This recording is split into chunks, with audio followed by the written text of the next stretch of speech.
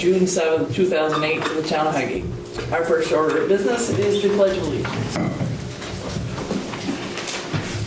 I pledge allegiance to the flag of the United States of America and to the republic for which it stands, one nation, under God, indivisible, with liberty and justice for all.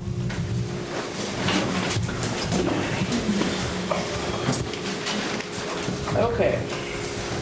So, does anyone have a public comment for something that is not already on the agenda? Patty? First, I want to say thank you very much for giving me the time to come and address you guys and speak about a few concerns that I have. I'm Patty Rainville. I am a taxpayer here in the town of Highgate.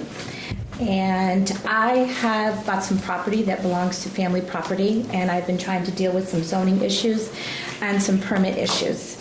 And I just have a few questions to ask if what has gone on is the norm or if it is just something different.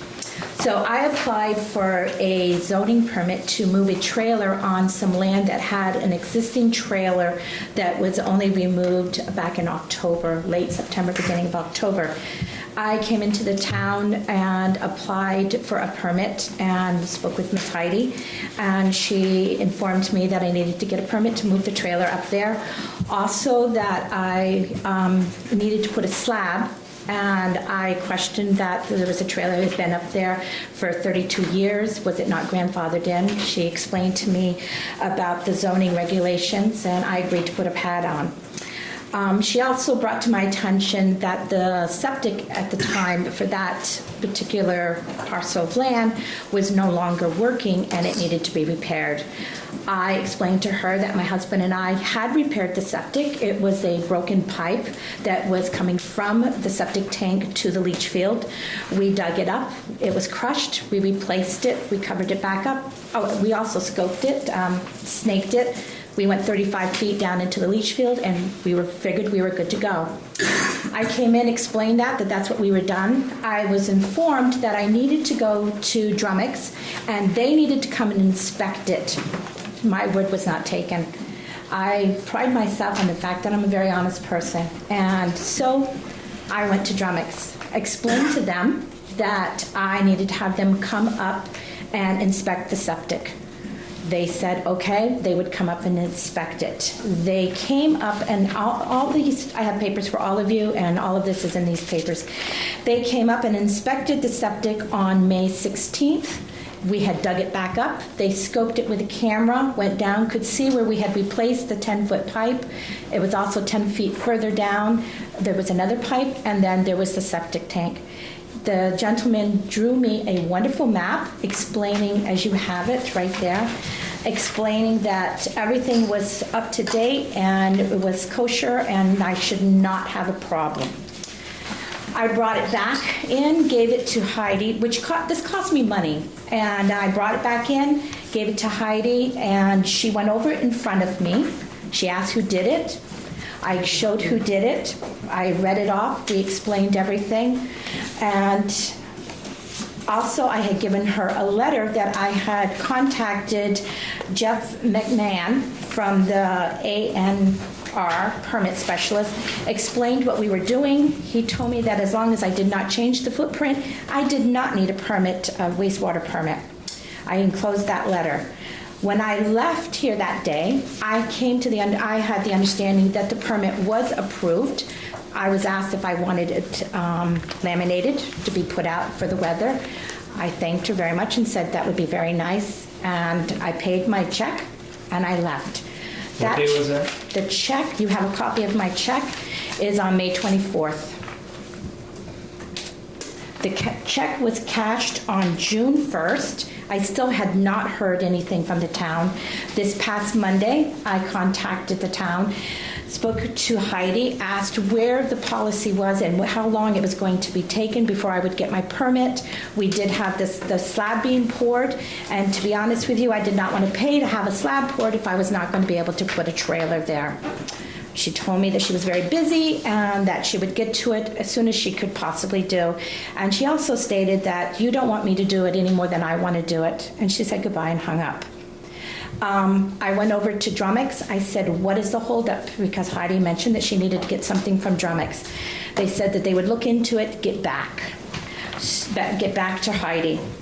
So the next day I received a call from Heidi that stated the permit was approved and I could come in and get it. Thank you very much. There is the letter here from Drumex that is included along with the letter from the email, a partial email from Heidi that asked a question whether I did it legally, which I found very offensive. Can I get a statement that the system is good and the work was done legal? Again, I don't think I go and do things illegally. So Drumex did respond back, said that the Rainvilles had replaced a section of the sewer pipe that leads to the leach field, which under the Vermont regulations would be legal and considered maintenance, and that is all we did. The system also has no standing water, which is a sign of normal operations. So with that being said, we got our permit. So as I got home, I was reading over the letter that I received from Heidi with my permit. Couple things jumped out at me, have a couple questions. It says, it should be noted that the mobile home is being placed on a parcel with another dwelling, but is a replacement of a previous mobile home. Therefore, it has a pre-existing non-compliance grandfather status under the zoning regulations. Does that mean I didn't have to just spend $1,900 to put a slab in? Because here it says non-compliance grandfathered in.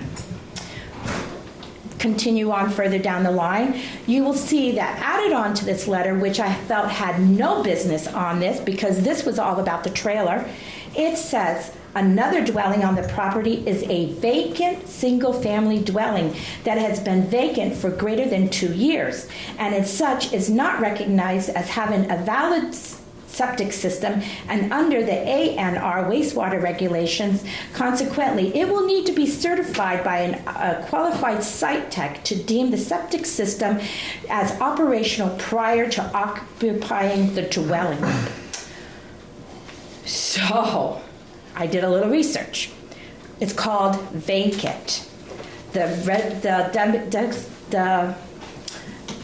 definition of vacant is having no fixtures, furnitures, or inhabitants. So the house that is in question had furniture, had fixtures, had power, had water, and was used for the past 8 years as a storage unit, which Heidi didn't know that. My sisters and her husband used it to go in and out, and at all time it had power and water in the basement. It was never vacant and or abandoned, which the letter I received back in August of 2017 says. This letter is in response to a request for a certification of compliance for such building. There is a 5-bedroom, 1,782 square foot dwelling on the property, along with a detached garage and a partially deconstructed agricultural barn. The house has not been inhabited for several years and is considered an abandoned structure. Again, the house was occupied. Somebody didn't sleep in it, but it was used for storage. People went in it daily, etc. So it says, such prior to utilization of the structure, a dwelling, a new ANR wastewater portable water permit is required. Back in August when this letter I was received, I contacted my lawyer. My lawyer told me that that was not necessary, that the house was fine, not to worry about it. I did contact my lawyer again. The letters you will see, the emails are going back and forth, you will see that. My lawyer sent me a letter today. He contacted Michael Jarvis, who is with the state, and said, Mike, I believe I discussed the property with you last year, a single-family dwelling and replacement mobile home. The single-family dwelling has a family farmhouse not occupied by residents, but used by family for storage. And I'm not going to read the next couple sentences. You will be able to read that. I don't think everybody needs to know everything. My understanding is if the building with a functioning water and septic is still standing, it does not need new permits unless the system fails or adding bedrooms during renovation. I thought the 2-year rule applied to buildings removed or destroyed. Please advise on the best diplomatic way to handle. This is from my lawyer. Mike's response was, "Hi, Vaughn. I have reviewed the letter from the town of Highgate about needing a wastewater permit to move back into a house that has been vacant for more than 2 years, as you requested. It has appeared that they referred to the regulations that said if a building or structure has been destroyed by fire, flooding, an act of God, or voluntarily, it must be rebuilt and substantially completed within 2 years, or it may lose its exemptions. My understanding of the rules that as long as this building has not been destroyed as above, no permit is needed. If you need, I can send a letter to the state and request certification on this, but I know I have gone over with it multiple times before. I would suggest letting the town know that the house is not destroyed and you have consulted with a licensed septic designer who will make sure that you are in full compliance with state regulations for wastewater and portable water supplies for the existing house." Now, with that being said,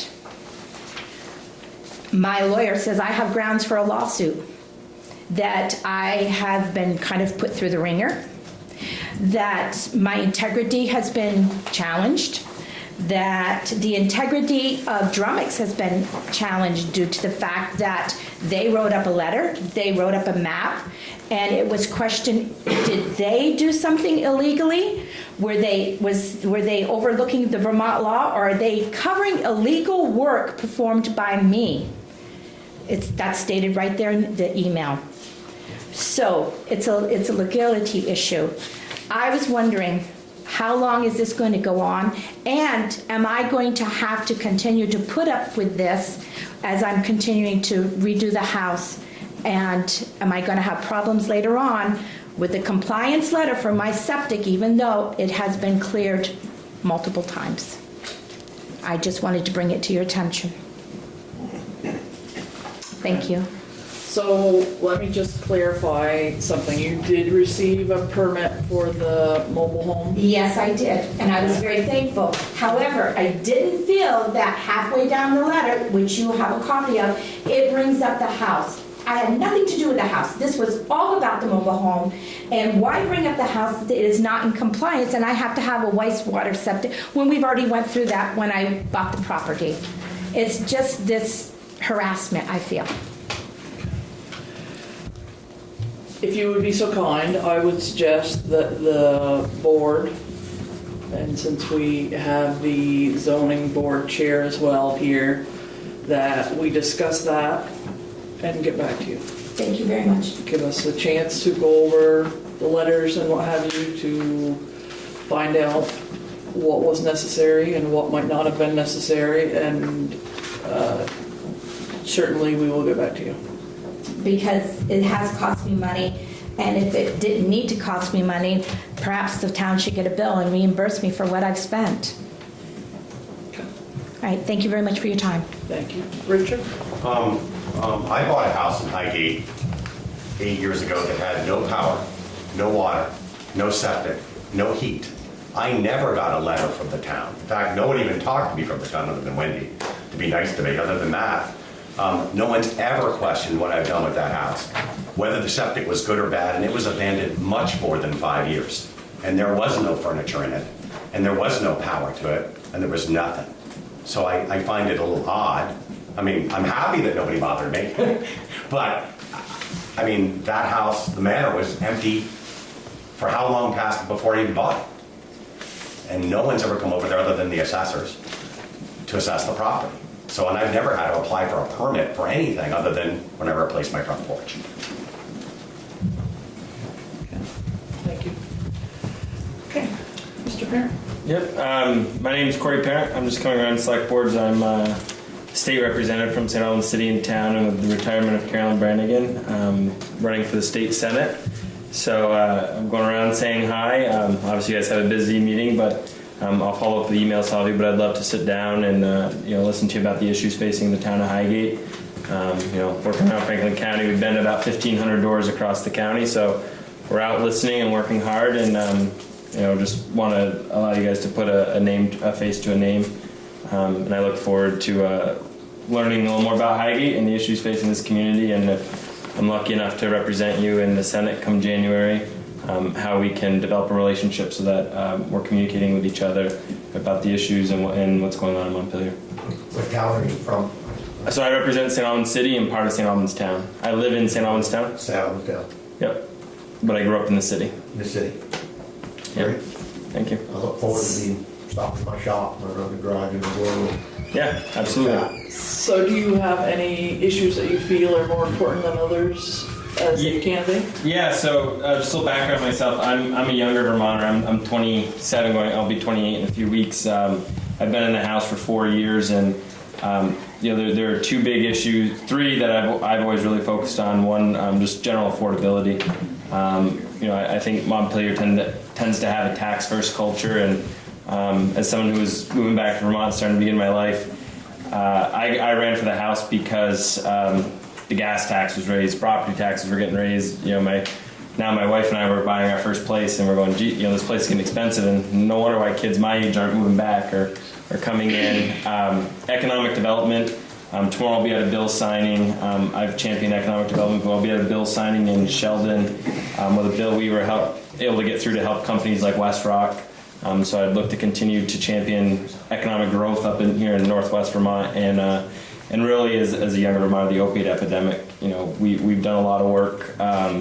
We've worked since I've been there. Legislation I've supported has reduced the prescriptions written by doctors by 25%. The first report's coming out, so I don't pretend to have all the answers to all those, but those tend to be the three main areas of focus that I try to focus on and seek input from anybody, and as well as other issues. I'm learning a heck of a whole lot about dairy farming now that I'm getting out in Franklin County, and the issues facing the dairy industry, as well as water quality has been an issue in St. Albans the last few years and around Franklin County. So it's neat getting out because I've been in Fletcher and they talk about issues. I've been in Alberg, they've had different issues. As I come out to Highgate, to understand what your issues may be. Obviously, I think that scope that horizon will broaden, but the real three main points are, how do we continue to run state government more efficiently so we don't have to raise taxes? How do we grow jobs so there's more tax revenue coming in organically? And then how do we make sure that kids have something to do and have an opportunity so they're not getting tied up into this opiate epidemic? I'd like to see Montpelier start working towards something instead of having these pissing matches about who's Democrat and who's Republican, because I don't give a damn. Yeah, no. But I do care whether we send you there to do something or sit on your butt, because if you're just sitting there on your butt, get out. I tend to agree. I've always run with the philosophy, you get 2 to 3 terms and it's up or out. And it's kind of, I've done 2 terms in the House, and with the opening I go, you know what, here's my chance to go up, do a couple terms, and then move on, because I think fresh voices are good. I serve in a legislature where people have been in longer than I've been alive. And that's, I think, tough at times, because, they'll say no to things. We tried that 25 years ago, and I go, well, today's a lot different than it was 25 years ago. We have different technology. Can we look at it from this angle again? I work a full-time job. I'm not independently wealthy, so I also bring a perspective down there that I think is sorely missed to people who have to go to work every day and, understand what it's like to try to make a living in this state. And then, I balance a full-time job while going to Montpelier. So I'm in the office in St. Albans, usually during the session at 5:30, 6 in the morning, work for a few hours, head down, come back and work for a few more hours to get caught up. So it is a lot to juggle, but I think it brings a perspective down there where, a lot of people down there are either trust funders or retirees or people that just aren't engaged in day-to-day business, and I am. So I think I bring a neat perspective. But there's a lot we could talk about. But again, I'm open. Any questions you guys have now, but would love to just continue having conversations.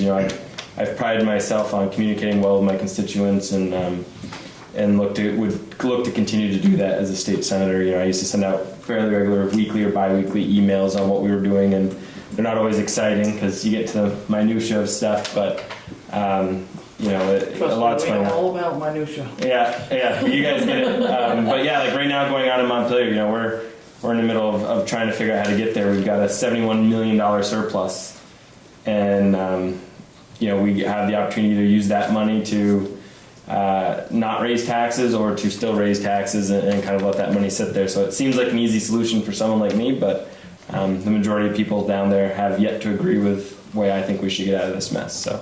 Well, and if you represent Franklin County, I think you really do need to look at the agricultural part of this, because the Rainvilles are an example. That's a hard way to make a living, Yeah.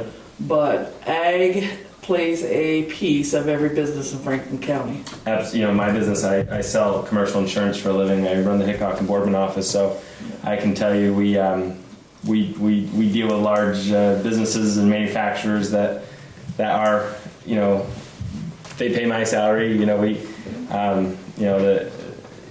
you go, you're right. Absolutely. The dairy industries, whether it's our factories in St. Albans or the farms themselves out in the Franklin County countryside, or the insurance agents or the bankers or the accountants, we all have dairy and agricultural related clients, and definitely been reading up quickly and reaching out to dairy farmers and understanding, and I've had a good relationship with the co-op for a while, and I've engaged with them,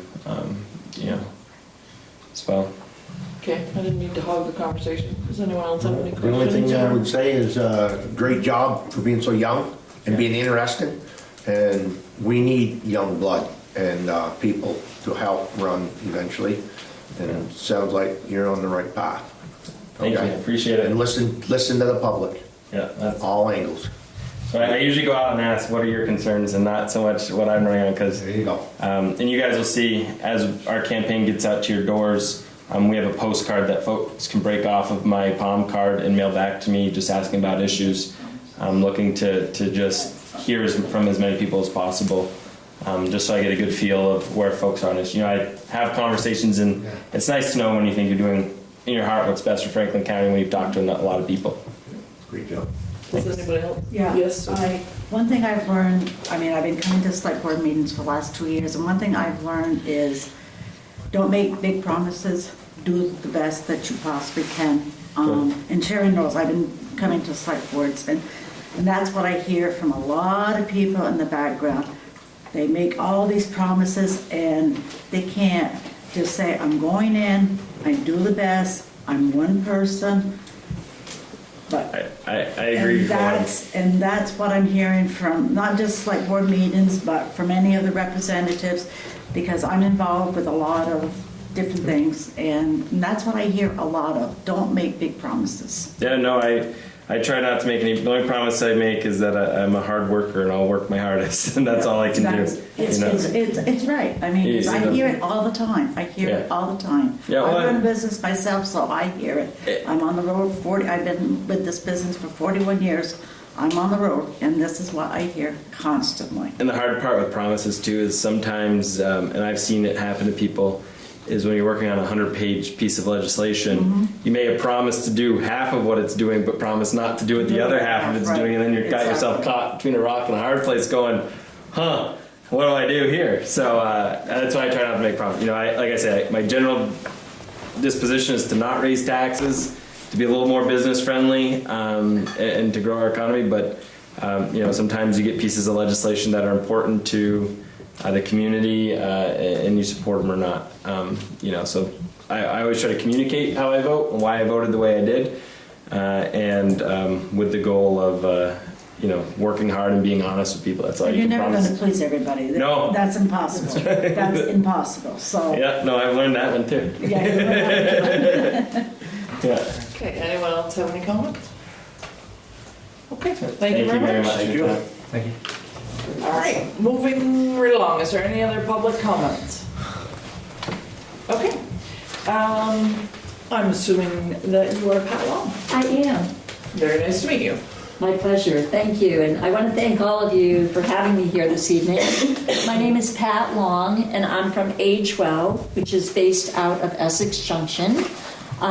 We like to consider ourselves the gateway to senior services. When I started my job 23 years ago, 60 seemed like it was way down the road. And now I'm past 60 and eligible for a lot of the programs I designed. But the reason I'm here this evening is to actually, I have a plea for you. Especially in this area, we need Meals on Wheels drivers. We are in really desperate need of Meals on Wheels drivers, whether it be someone just doing like one route a month, one route a week, a substitute driver. We would embrace anyone that had any available time. We do serve Franklin, Chittenden, Grand Isle, and Addison counties. So I have been going around just discussing at different select boards and every venue I can regarding our need and regarding how things are changing at HWell. We have always had different vendors in each county providing Meals on Wheels. And I'm so proud to say that as of July 1st, we are going to have a consolidated vendor, one vendor that's going to serve all 4 counties. So the quality control of the meals that people are getting are going to be fantastic. They're going to be consistent. You're going to get the same quality at the southernmost point of Addison as to the northernmost point of Franklin and every spot in between. So I'm really here to say to you, first of all, thank you as a community for supporting your seniors, for supporting HWell through the years. We really, when we were the Champlain Valley Agency on Aging, CVAA, I could date myself, I could go back with a lot of different names that we were. But if anyone in this room knows of anyone, not only that's willing to drive or willing to do a route, but also on the flip side, if you know of someone that needs a meal, if you know of someone that needs our services, please let us know, because lots of times with people, I found throughout my career, pride gets in the way. And we go on donations. And my primary responsibility with the agency is to run community meal sites, or what was called congregate meal sites, where you'd have people gather together. And I would always say to people, you know, they said, oh, I don't have the money for a donation. I'm like, that's the time you really need to be there the most. So we do everything with the utmost discretion, and we really are here to serve. And not even just the nutritional piece, it's also, you know, as we were talking, I think, Wendy, earlier, that, Wendy, right? Just having someone have human contact. Sometimes that is the only person, the Meals on Wheels driver is the only person that a senior may see. And they're also doing a wellness check. You know, if there's anything that's array, you know, we will get the report and we'll follow up on it. So, Can you tell us how many Meals on Wheels might be in Highgate? Highgate specifically, I don't. How about Franklin County? Franklin County, I'd say there's probably about 100. So 100 meals are delivered on a daily basis? Yes. So that's... And that number fluctuates depending if people are going in and out of the hospital. So, and you know, there's different routes, and this is a very rural area. So, you know, like routes in, like, let's say Chittenden County, where, you know, you may go to a senior housing and be able to do your delivery. It may be a little bit different out here. So, you know, just to keep that, you know, under advisement for anyone that's interested. But we are willing to work to make routes work for people, because that's the only way that we are going to be able to have Meals on Wheels drivers. Because if we give someone a route that's not working for them, they're not going to do it. So obviously we want to tailor it to what's going to work best. And I did contact Westrock, no, what's the name of the company up here? What is it? Not sure. Westrock's in Here in Highgate? Not, I don't know if it was exactly in Highgate. Is it a mill? Rock 10? Is that what Rock you're- 10, yes. The West Rock. And I hadn't heard back from them, and I'm not sure how many people they would have available. Like, we were like looking at companies that do community service work. There's a lot in the heart of Chittenden County that, you know, say to their employees, you know, we will give you so many hours, you know, off to do community service. And I believe Ben and Jerry's Ben does and it. Jerry's does it. down in St. Albans, Ben and Jerry's rakes up lawns and stuff in the fall. Okay, oh, that's great to know, thank you. So does Comcast. Yes, there's a two, yeah. Oh, thank you. The report that you submitted that was specific to Highgate says for 2017, said 1,192 Meals on Wheels delivered and 352 congregate meals served in Highgate. So that would be a little over 100, not quite 100. Correct. If you could repeat that piece of information. 1,192 meals served is what this report says. Okay. And 300. 52. This was the information the woman in your office Yes. forwarded to us. Thank you. And the board has that in theirs. So obviously you can see that there is a need up here, and, you know, we are desperate. And so like I said, if you happen to know a neighbor, someone from your church, we have put it out in the church bulletins as well. And you can call our senior helpline. Again, it goes both ways. If you know of someone that can drive, or if you know of someone that needs our services. We are 1-800-642-5119. Again, that's 1-800-642-5119. And that's our senior helpline. And like I said, we are the gateway to senior services. So if you know of someone that is maybe neglecting themselves, or someone that has questions about Medicaid, someone that might need a case manager, you know, we are able to provide all of that. So, Fantastic. so Meals on Wheels is just a small, not really small, but it's a piece of multiple things that our agency offers.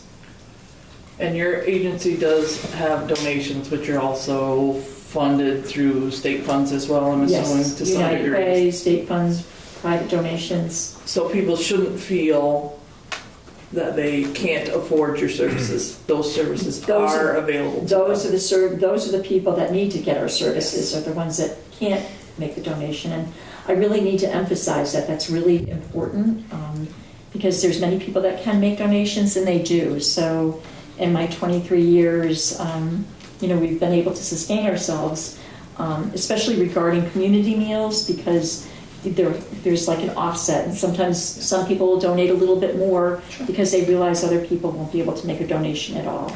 So, And maybe if you have a loved one that needs assistance, maybe they can contact you as well and help get absolutely, that person some assistance. we will make sure, and we will follow up on that. We pride ourselves on the rate that we follow up on any phone calls that we get. So please, and does anybody have any questions? Board have any questions? Anyone in the audience?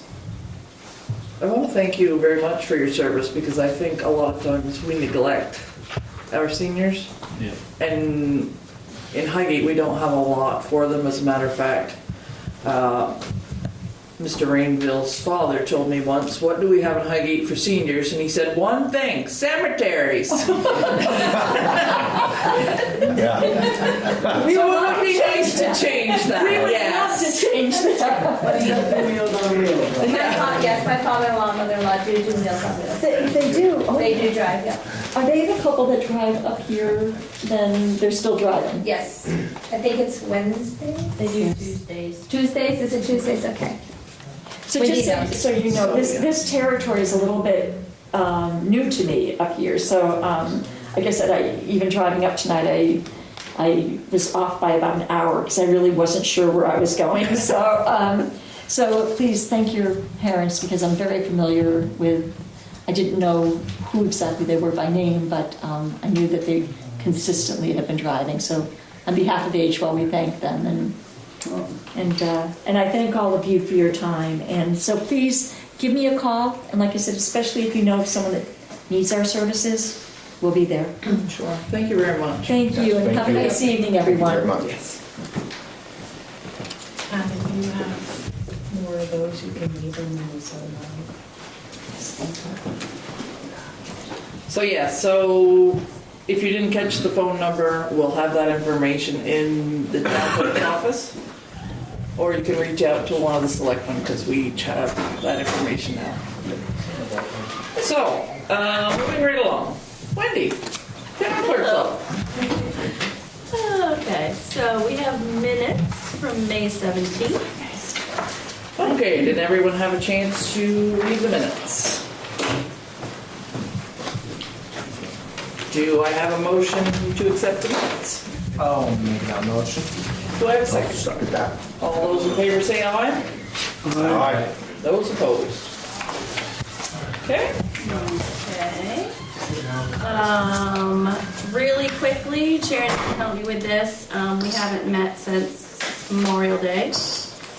It was a great day. The weather cooperated. Yes, at the last minute, everything turned out fabulous. It did. The fire department did an amazing job. They sold 500 meals. They sold everything. The parade, Sharon had a great deal to do with that. It was the best parade I've seen in Highgate in a number of years. Oh, good. So great job, Sharon. And the auction went very well for the fire department, very well. They sold a lot of things. They had some amazing donations from both members of the community and businesses. And the guest speaker did great, Mr. Smith. He did amazing. So overall, it was just a great day and a lot of work. But Highgate has a reputation for putting on a good Memorial Day, and this year was no exception. Yeah, and I'd like to thank all of the volunteers that helped, because it takes a lot of hands. Tom helped me, Becky Johnson, Ty, Keith Plouffe, the Flints. Everybody does a great job. It's, we are very blessed in our community to have the volunteers that we do. We're very lucky. And yes, it was a beautiful day. Wendy, you do a fabulous job. Thank you. You are always on hand for whatever little emergencies come along, and you certainly do a great job with the fire department as well. Thank you. Who won the pie eating competition? There was a young girl. She was probably 3, 4. She was 4 or 5. yeah. And she ate a little pie, and she ate her little heart out, and she was so proud of her first place ribbon. It was just wonderful. It was so cute. God bless her. I can't remember her name, but she was delightful. She did great. Absolutely great. So. All right, so moving Oh, Ty. Oh. Just want to, on top of that, thank the air guards for the flyover. It was great to see again. It wasn't while our parade was going, but there was still a lot of people in town ready for it. On top of everything else they do, that was nice to see too. Plus, we had more people to watch the parade than what we usually have too. I noticed the crowd was a bigger crowd. Both sides of the road too this year. Well, the weather cooperated. Yeah, I mean, they were parked almost down to the bridge. Wow. But yeah, and there were a lot of folks from other towns, and they are always welcome. It's nice for everybody to I've get never seen together them on and that road before. Yeah. Get together and honor our servicemen and women. Definitely. Okay, really quick, we're still licensing dogs, but we're getting there. We're at 8:35. Last year we did about 875, so we're getting there. We did just send out a second round of tickets. People are getting it because they have been coming in. They've been coming in screaming at me too, but they're licensing their dogs. Ladies and gentlemen, do remember to have courtesy in our office. Just because they put up with you doesn't mean they need to. Do it on time, don't have that problem. That's right. Oh, that is true. Let's see. Quickly, this is an election year. So we have a state primary election that's going to be August 14th. We will be over at the school. And the general election is November 6th. That will also be at the school. So there'll be more information coming out on that, but just as a heads up, August 14th and November 6th, they're both Tuesdays. Polls are open 7 to 7, and we will be at the school. School in session on the 6th? It is, and I brought that up to them very early on how they want to deal with it, because I've heard the kids shouldn't be in school with that many people in the building, but that's not my call. I've heard a lot of complaints about that too. Yeah. We can't accommodate the elections here. We don't have the parking, we don't have the space. Right. So I put my concerns out there and let them know the comments we heard from before. Even though we did have, the constable, visible, there's a lot of people that cycle through those elections, so it's in their hands what they want to do November 6th. Summer Sounds concerts are gonna be starting July 8th. Jerry, you love these. They're on Sundays, let's see, July 8th, July 15th, July 22nd, July 29, August 12, August 19, and August 26. The only Sunday they're not is the weekend of field days. They're 7 p.m. Sunday nights in the town park, and they are free. I was going to have Patty touch on this. This is our very own Jeff Toll. There's a fundraiser coming up for Jeff and the fight that he is currently going through. It'll be Friday night, June 22nd. There'll be a benefit lasagna dinner and dessert auction and 50-50 raffle at the Swanton VFW starting at 5 p.m. And 2 things for Shelley. She gave me the check warrant. Okay. Here's the hard copy, Heidi. Shelley is, no, her husband's out of town and her son is at a concert, so she thought maybe she shouldn't abandon their children at every deal. I don't think she should. So, does anyone have any comments or questions about the check warrant? I did want to ask you ladies, how is Wicked Clean Housekeeping doing for you? They wicked clean. Wicked. I did notice the other day when I came in, the window in the second doorway in was the cleanest I've ever seen it. So I can say that you can notice. I think she's doing a great job. I do too. Well, good, good. We like to hear that. And while you guys are signing that, the other thing I have from Shelley is, I believe she put the RFP out there for the copier. Our contract is up. She wanted to see if you had any questions, changes, edits. If not, she's ready to let it fly. It is in your Dropbox. Yes. She did run it by Randy also. Yeah, if she's satisfied with that, I'm good with that. I didn't see anything that looked too out of the ordinary. Okay, I will let her know. And I think that was, speed study on Tanglewood. Anything with that? The resident asked me about it today. Northwest was going to do that, right? They said it would take weeks before we got to it, so. No news? Okay. It's in the works, that's all I can say. All right, that's it for me. Okay, thank you. You're welcome. All right, Heidi. I have a bunch of stuff tonight. Starting with the letter of intent to proceed with the Northwest Regional Planning Commission grant for the Hannah Road drainage. So I have the original here. Front is the letter from Pat, and that has to be signed. So there has to be your letter of intent submitted. Has everyone had a chance to look at this? July. It's in your, you have it in your packet. Did I? Let me just see. Yeah, that's the original. Quick, 2 things. I'm sure I read it, but I want to know. It's in the package that he's sent out. Yeah. It's in Dropbox. Yeah, good. Sorry. So do I have a motion to sign the letter of intent for the Hannah Road parade? I'll make that motion. Do I have a second? I'll second that. Okay, all those in favor say aye. Aye. Aye. Those opposed?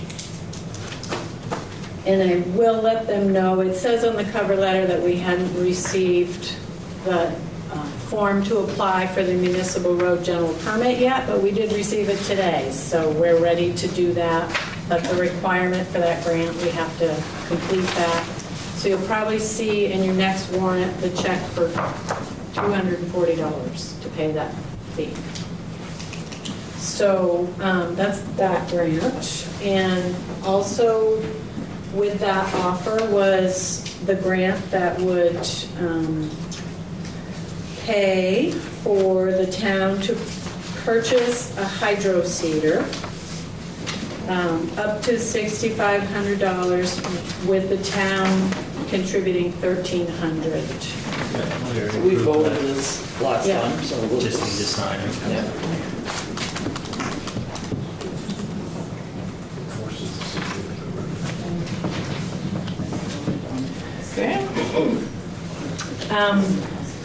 Just as an FYI, we did modify the grant for the frontage road. We were awarded, but it was a reduced amount, so that information is just in there so you know what to expect. But it was dropped down to $75,000 so that we could grab those funds.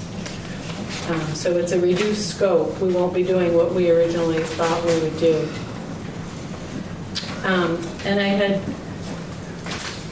anticipated Randy would be here for this portion about the passive grant, but I have communicated with him, and he did, after the last meeting, speak with the firm that was providing the 2 quotes for camera systems for this office. Randy feels like we should go with the more expensive system. And I believe what that would allow us to do is at some point, if we wanted to, we would be able to connect with the system that's at the arena and have one unified, manageable system. Okay, so my concern about that would be the municipal office, yes, should be protected, but the bulk of the community's assets lie on either side of this middle, in your fire trucks and in your highway department. What can we get that would help us also keep that protected? Can we get that system where it has cameras or keypads or whatever we need to do, provide better security for our highway department and our fire department? Fire department's had some issues already. But the highway department is susceptible as well, and that's where you have the bulk of your assets. So I wouldn't want somebody to go in there and... No, I mean, I think if we're cameraing this, we should add a couple cameras for each bay. Right. I don't think that'd be a crazy cost or an add-on. Just It might even be part of that scope, no? Because it says this building, right? No, this only was, this was specific just to the office. And I can't Because explain I this. agree with that. If we're putting a system in, it would be crazy not to cover those 2 with that one system. So, so this was the system we had looked at for this office. It's just a couple cameras for the front office, and then the ability to, for the grant to contribute the 50%, it has to be in a locked. Yeah, so Cabinet. basically, interior dome camera, they put 342 each, so I would think you just add a couple, and then... Yeah, I can't answer that. Randy would probably be able to have that discussion with them. Yep. So I don't have a problem with the passive grant, but like I say, our assets actually lie in the other... I'd rather make sure we're covering both. So just budget-wise, I just wanted to let you know that for the pressure washer, that was the other piece that the Public Works Department wanted. They would only cover $2,500 on that. So with the whole proposal, we're looking at $12,000, and you can only get $5,000 back. To me, I'd rather make sure our security system is done right and then hold off on a pressure washer. Maybe we can do a CFE or something for that later. I would agree with that. It is also possible, if you can add on to this system after, that we could look at a FEMA or one of the firefighter grants for cameras, but I think they need them sooner it's than gonna later. it's going to cost more to have the contractor come back twice or even 3 times. Or rather just have them come in, do the whole scope, do the whole project, and be done with it. okay. So we're backing away from the pressure washer. Pressure washer. Yeah. Okay. That will be upset with us, but Yes, but it'll give him security, and it'll give him better we've already peace of mind. had a couple instances where Right. So I'd rather protect our assets as far as that goes. Yeah. me too. We're on board with You that. know, and I like the cameras in the office because I want the employees To feel safe. to be safe. But I also want where the money lies to be safe as well. Okay. So, So could we make a motion to, Add the cameras. Well, I think we need to get a price. When's this due? this one I think is August. So we got a little bit of time. So let's push that to the next meeting, and then we can speak with Randy, and Randy can hopefully talk to Jason and get better pricing on the camera system. and we'll let Pat know that he gets better security, but no pressure washer. He's gonna have to rent a pressure washer. That's an expensive pressure washer right there. Yeah, I think he's concerned that the one he has is unsafe. So, It's gonna be a heated pressure washer, doesn't it? Yeah. okay, Yeah. so we will revise that one.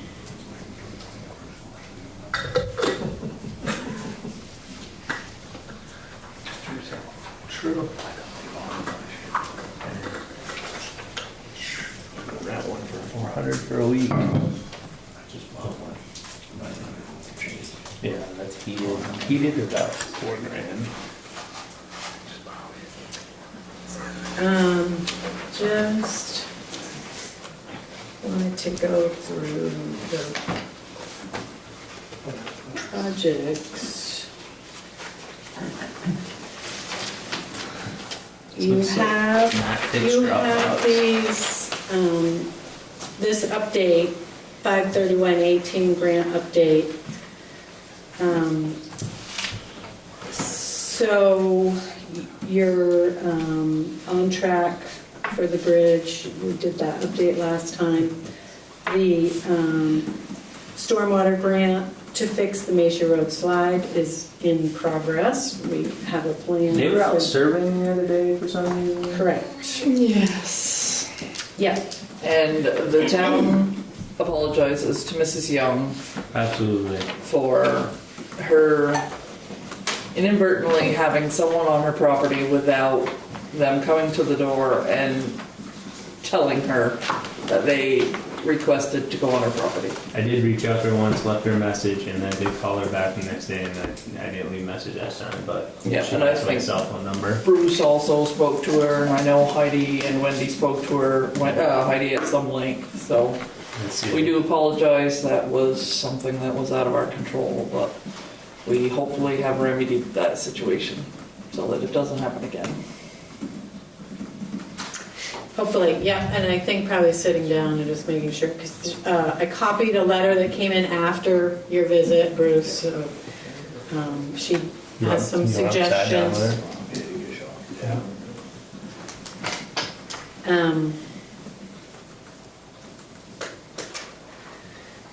So these two Better Back Roads grants, at the time I wrote this, I said we were waiting for the grants, but we received the grants today. the contracts. So, let's need it. So these are for the Tart Road. Both of them, yes. So there's a Better Backs Road grants for $10,706.37 for Site 1 on the Tart Road and $13,357.79 for the Tart Road Site 2. Josh, can you tell us what Site 1 and Site 2 are? Sorry, I was reading something else. Sorry. Where is that? Site 1 and Site 2, what's the difference? Are they culvert, drainage? I don't off the top of my head, no. So, well, I will punt on that one. Site 1 is Tart Road at Parent Road. They'll be replacing the culvert that goes under Parent Road and Yeah. improving the drainage there. That was one of the projects identified in the road inventory. So we're knocking those off the list. And Site 2 is at the bridge. Not sure what you would call that bridge. Is it bridge over Rock River, probably? Well, it is roughly under it, yeah. So it's a very high bridge above the river, and consequently the water damages the bank significantly. So they'll be installing stone ditches and creating splash pools to slow the water down as it goes over the bank. Did Jim do a design for all that? Yeah. So these are all things that are mandated to the town from the state in an attempt to properly get stormwater under control. So whether we think it's too much or too little or too late, this is what the state mandates us to do, and these are two projects that we've decided to do. And there's so many in a year. Yes, we're required to So do they so know many a year, and we are required to do them. Requirement. So do I have a motion to sign for the 2 Better Back Road grants? Yeah, I'll make that motion. Okay, do I have a second? I'll second that. All those in favor say aye. Aye. Those opposed? I'm actually gonna have to print out the second one. It came in late and I thought I had printed it, but I don't have it, so I will get that in a minute. So those two are done and Pat can, I believe, get those accomplished this year. And we don't have to put out any RFPs for any of the ones we're doing this summer. They're all of a scope that the department will be doing them themselves. So Great. that should allow for more work to be done. Okay, so this is for this one. Okay. So we talked about the frontage road and the Hannah Road ditching already, and the equipment grant. So I think we already mentioned, we have our notice of award officially for the design funds for the FEMA grant. Yes. I don't have a contract yet, but I should maybe have that by next time. Do we have an understanding with Geodesign that they're doing it? Is my understanding? I just sent that to Department of Public Safety for a decision on that because I showed them the contract that we had signed, and it was, we received permission from them not to put it out to bid for that proposal to submit the application. I don't know if that means that we are okay just to use Geodesign or if we have to go through the motion of an RFP, so they're gonna let us know. Okay. Okay.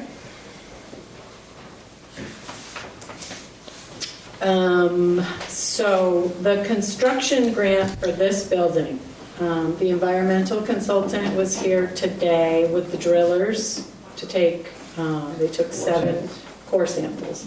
So those should be back from the lab in approximately 2 weeks, and then we should have a report within a week or so of that. After that, we have to send that environmental report back to ANRDC to give us a green light. Then we can issue the RFP for construction. So that's the holdup there. For the Village Core master plan, we had our second phone call. Woody was with me, and we were just finalizing some details for Tuesday. It's a big business meeting. I don't know if you want to put a plug in for that. Just mention it on camera. Oh, on the, for the 12th, at 6 o'clock. Yeah. It's, what it is we're inviting all the businesses in Highgate to have an input on what is, what they'd like to see in the town of Highgate in the future, our growth and, you know, where we're heading with it. So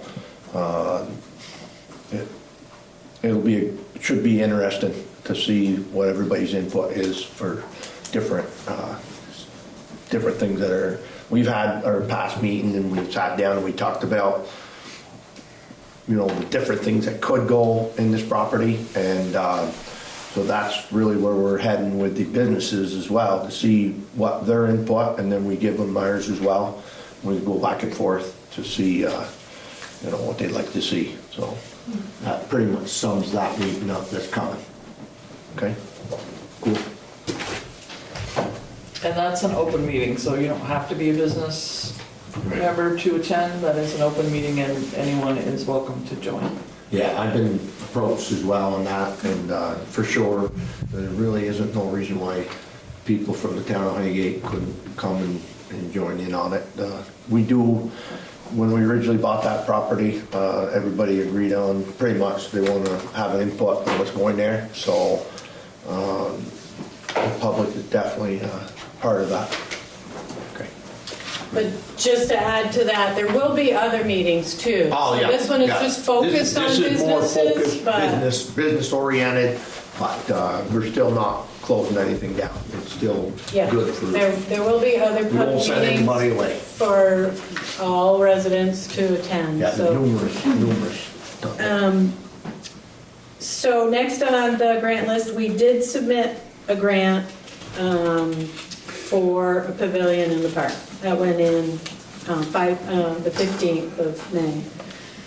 And I want your approval, your green light to continue with an application for the Recreation Department. And that would be to apply for a $15,000 grant with an equal match from the town of $15,000 towards the garage for the rec department.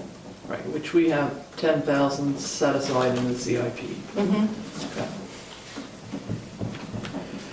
So I think with the timing, you're okay to apply for the full amount, and then in July, you had already a request for $8,000 built into the next capital budget. So if by any chance that's not approved, you can diminish the project.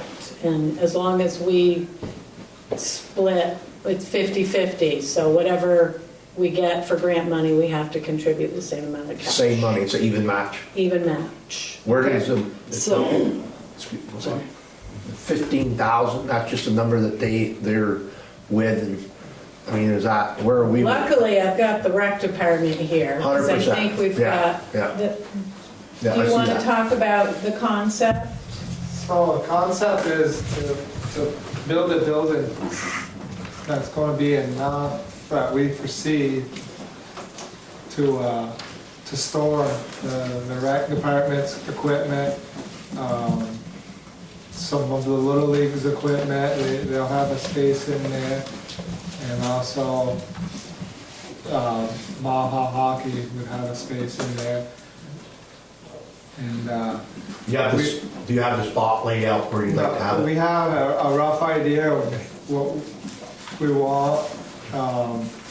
We came up with dimensions of what we thought we needed for space, and a rough quote of what it would cost. How large? It was 20. I can't remember off the top of my head, Steve. Sorry. But, so we figured that we would, you know, knowing that it's gonna be some time to get the funds through the CIP, we put in 10,000 last year, and then Heidi found the grant, so we feel like we could find another 5, you know, whether CIP or other avenues, you know, in-kind donations from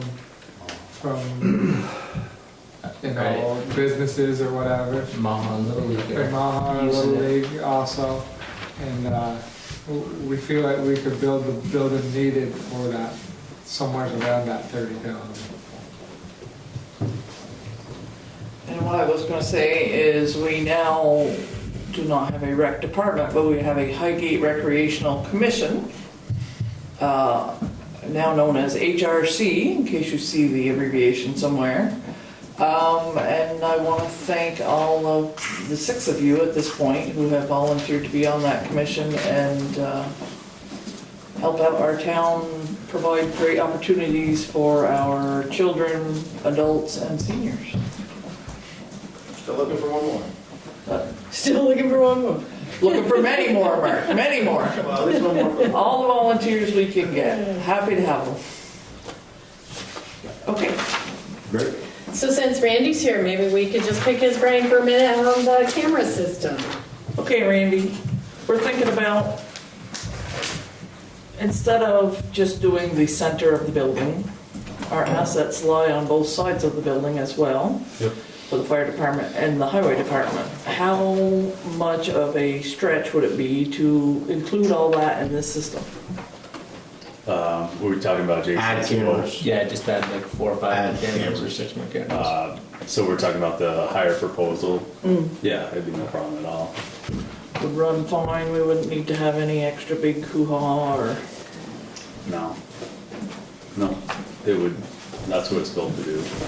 I think that would be, Are those wireless anyway? Well, Cameras? I believe they're wired, but I think they're wired. Hardwired? but we'd like to protect the entire building, you know, and make sure. this quote's at $325 each for a camera.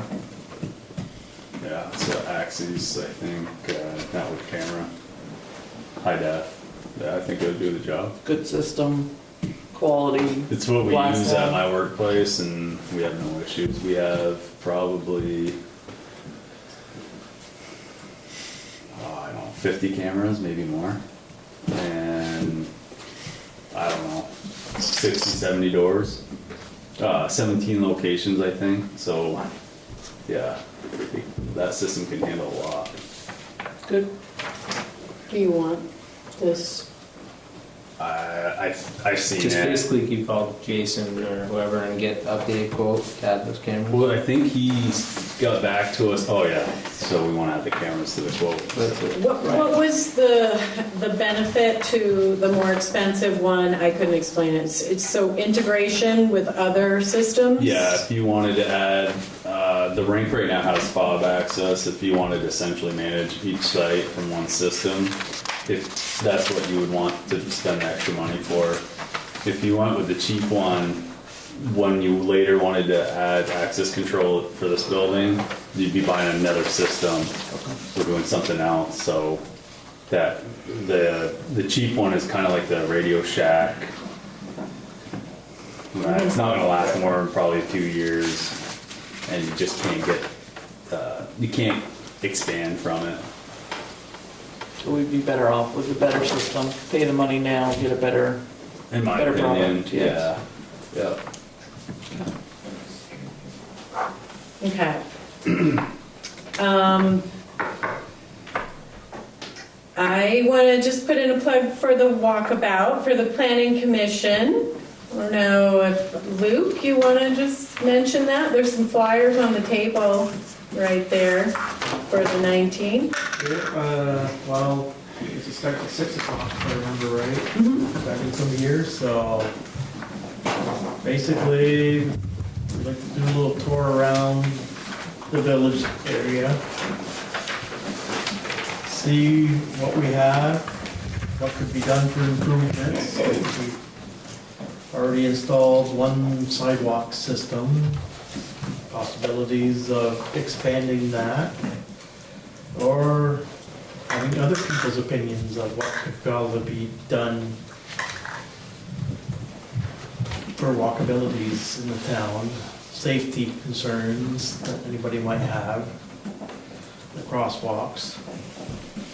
Hopefully they'll have those walkways painted again, right this time. Yeah, ideally. Did you want to zoom in on that, Jerry? Please.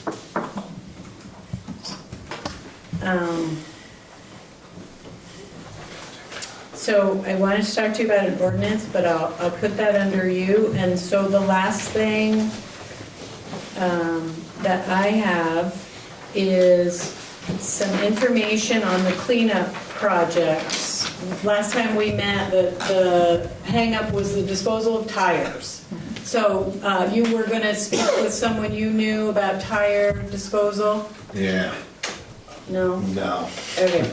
not quite that easy. I did a little calling, and we have a few options.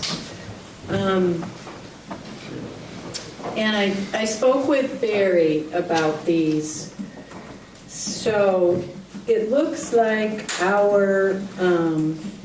one of our options is BDS, that's the firm out of Maine. So they're interested in coming only if you do a whole truckload at a time. Price is pretty good. What is it? Well, if you did a whole truckload, so if we could collaborate with the transfer station, because I think they pick up from the transfer station, it would take it down to under $3. It could be $2.50 depending on, basically the price is $250 per ton, with the estimate a 15-ton truck being 1,500 to 1,600 tires, depending on size. So that's an option. And then K&S Tire out of Albany, Vermont. They would come for 300 or 400 tires. Basing their price $3 on tires. Truck tires are $4, a 19.5, I don't even know what that is. You probably size. do. Yeah. And then truck tires 10, and so on. And if rims are on them, it's an extra $2. So we could call them and they'll come for that amount. Basically what Barry was planning is to come and work with Alex's work crew on a Sunday. That's their day that they work. Oh, okay. And then use their little trailer to get them down to the sand shed, and then have someone come and pick them up there. So Barry was going to try and call and coordinate and see which one would make more sense, because he said BDS has like a, I don't know what he called it. It's something that would clutch. Yes. And might be able to pick up tires over the bank. We might be able to work out something with Hodgson Brothers as well, because I know that they need to get rid of a great deal of tires, so maybe we can work a deal with them. Because I know they're gonna have more than a trailer load of tires. Anybody else got tires to get rid of? Could they bring them there too? Like, say, if I got a bunch I want to get rid of, could I bring them to that place too? If the town's gonna have this one company do it? And have people pay that price? That price. We actually did that one Green Up Day. We had BDS come and they brought a truck. And people just paid $3 or whatever. So I don't know. It's up to how you want to work this. Have they been working down at the hemp yard? They have not. They have not started anything. He did say that they had a project in St. Albans they wanted to do first, but they just had to cancel it because there was a death in the family or something to that effect, so they're not continuing. So they want to move to Highgate. ASAP. to start on the hemp road. So if you could at least give them permission to start picking up, and then whatever tires they have, leave them at your desired location. Yeah, they still be gotta be in a location somewhere. Yeah. So when they're ready, they're there. Right, And what I want. yeah. Could throw them down at the, Lincoln Street. no, we have it up there already. Frontage road. Oh, I'm sorry. Well, we could put them in the old, Honey, I thought I was the only person. the old shed there down on frontage road there. Back to the Down on- Yeah, in the fenced-in area. Yeah. So do we want to make a motion to give them the go-ahead to start on the hemp yard immediately? Just put the tires by the old shed in the fenced-in area, and we will arrange for the tire pickup at a later date. Sure. I'll second that. Okay, all those in favor say aye. Aye. Those opposed. Perfect.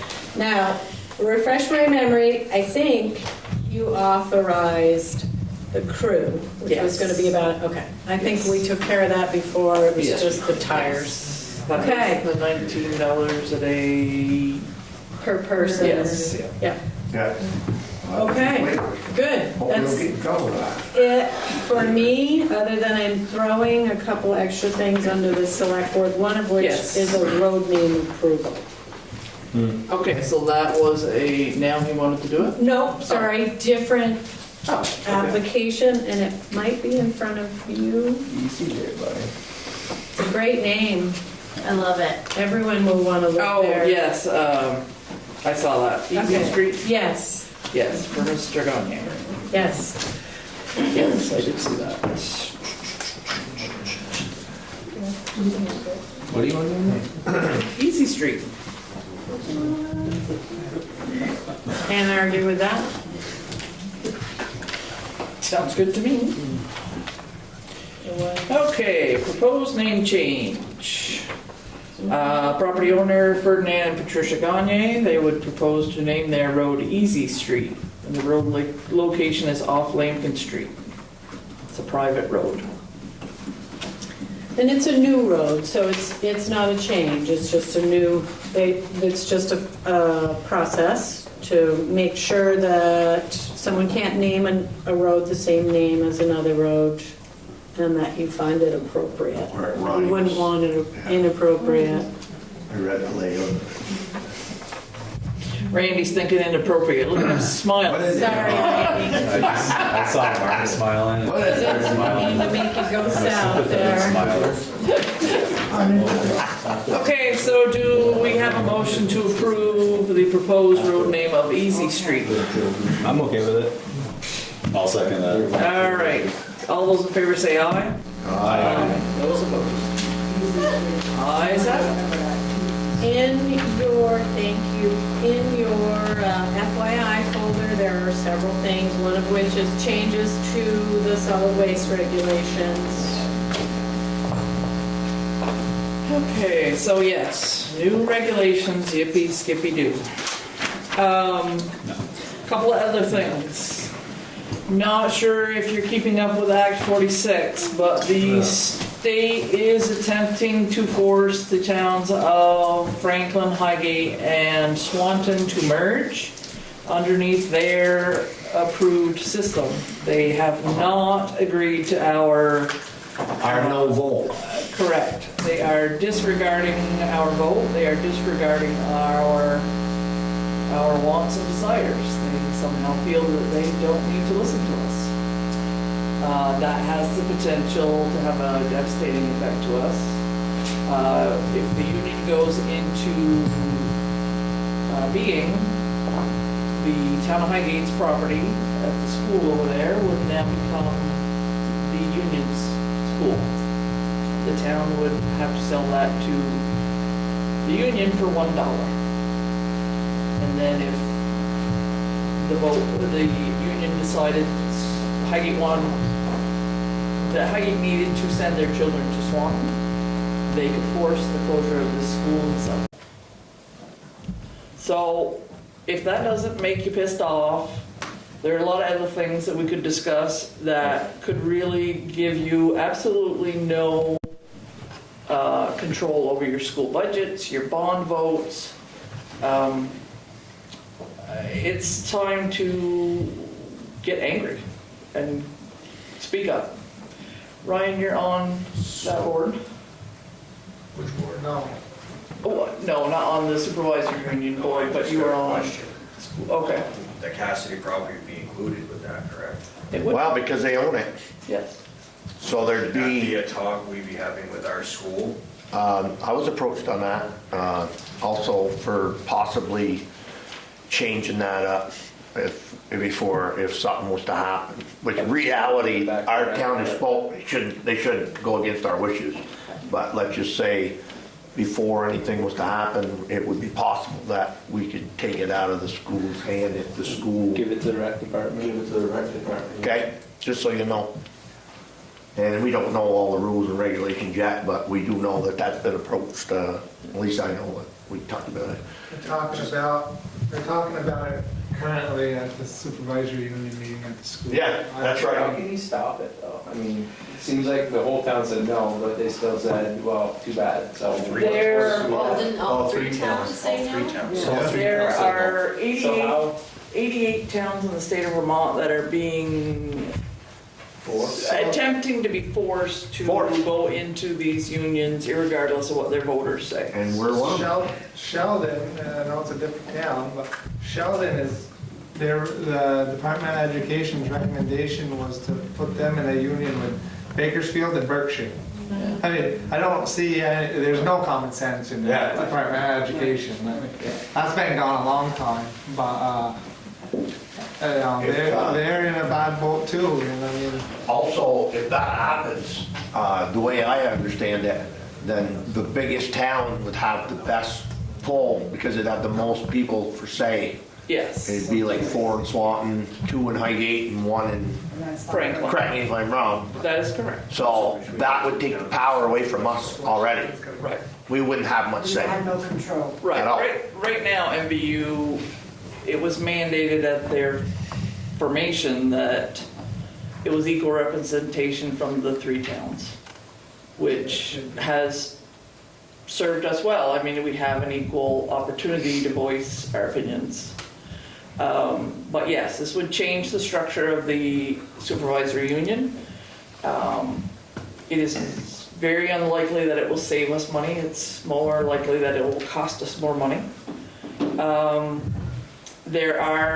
Josh asked, was there anything we could do? There is talk of a class action suit against the state of Vermont. There's also talk of closing schools and letting it all go to the voucher system. People are angry and they want to know why we send these people to Montpelier to do exactly the opposite of what their voters want. So there's more to come on that. There is a meeting with the State Board of Education in July. The date has not been set, but we will let people know when that is. I think people need to go and say, no, we want to control our schools. We want to know what happens to our children and we want some input. And you won't have any input as far as school board members because they won't be needed. It'll be somebody else telling you in your town, you will not have meetings. It'll be just like town meeting. Someday they probably will be gone, unfortunately. You won't have a say. So that's disturbing. There are Very disturbing. people that are working on Free that, country. but we like to keep the public informed and hopefully people can voice their opinion strongly enough to make the Board of Education reconsider their actions. And I think it's time that people speaks up, and I think the state has too much control of what we do. We as taxpayers has no control whatsoever, and I think it's time that people start speaking up and really get angry about it, and really speak up and get to these meetings. This is the problem. You have these meetings, a lot of people don't show up, but they sit there and complain. And they need to get out there. This is serious. I mean, if we lose this, we have no control over our little school. And I was raised and brought up in that little school, and I would hate to see that little school be destroyed because of the state telling us what to do. I think it's wrong. So, on Sue's note, has there been any discussion between the select board and the school board to adjust their meeting schedules? Because, like, I'd love to be over there right now, losing my mind on them, but I'm here because there's issues I want to talk about here too. Right. And it's hard, and I totally understand that. Well, that's definitely something we can look at, but Yeah. as far as I know, there's been no communication of it. Makes sense. But we can have that discussion, because yes, You know, It's an it happens excellent often, there's only so many Thursdays in a month, I understand that. Especially on big meetings, you know. And this is a big issue. it has has the potential to be a very devastating issue. We all want what's best for our children, there's no doubt about that, but I think we have a lot of differing views about what that means. The amount of money that's been wasted in all this Yeah, because blows my mind, and it's all supposed to save money. yeah. I know Shelley told me that she writes a check for over $5 million from the town of Highgate to pay for our educational expenses. That's a lot of money. The town of Highgate is going to assume a portion of Swanton's debt Absolutely. if this student goes through. I mean, nothing against Swanton, but we are no longer controlling our own debt because Right. it's a union debt. Right. Social rights. Don't forget, that's why people leave the state of Vermont. It is. And that'll be going on, so there'll be less people, students in some towns for that reason. It really does work that way. And just a little aside, Steve, you were there, I believe, and Ty, were you there when there was a memorandum of understanding with the No. school? I talked to both Steve after and school board members before Okay.